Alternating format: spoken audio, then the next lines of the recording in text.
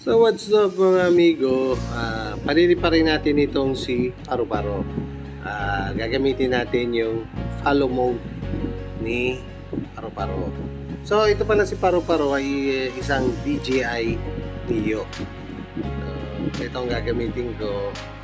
Ito yung ginagamit ko kapag yung mga shot ko is yung parang pinasusunod ko lang, tapos yung meron din dyan mga quick shot katulad ng drone, rocket, spiral, at yung ito nga yung follow mode. So, pero pagka malayo naman ang shot na gagawin ko, yung aerial na, yung titingnan ko na yung buong tanawin, ang ginagamit ko naman yung isa natin, si Tutubi, yung Mini 2. So, ang pangalan na binigay ko sa Mini 2 ay si Tutubi.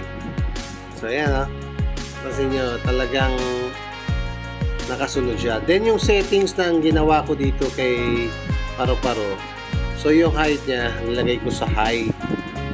Then yung distance niya sa akin, nilagay ko siya sa medium. Kasi pag yung close pagka biglang ito parang tatama sa atin pag malakas ang hangin mabilis siya baka tumama sa atin. So tingnan naman natin amigo yung isang set ng pag-follow niya. Ayan. Nakaharap naman siya sa akin. Then pag naglakad ako, yan, umaatras. Kasi niyo pag gumawi ako sa kaliwa, mabilis siya. Gagawi doon, susundan. Kasi ang hinahabol niya, yung mukha ko, yung face natin. Sa tingnan niya. So yan. Pagpapabalikin ko, ipapakita lang natin kamay. So ito naman, balik tayo dun sa taas. Mapansin natin mga amigo, kahit tumakbo tayo, hahabol siya. Masarap, magandang gamitin ito pagka mag-isa lang tayo na bumabiyahe, then wala tayong taga-video, pwede ito si Neo. Ito si Paru-Paro.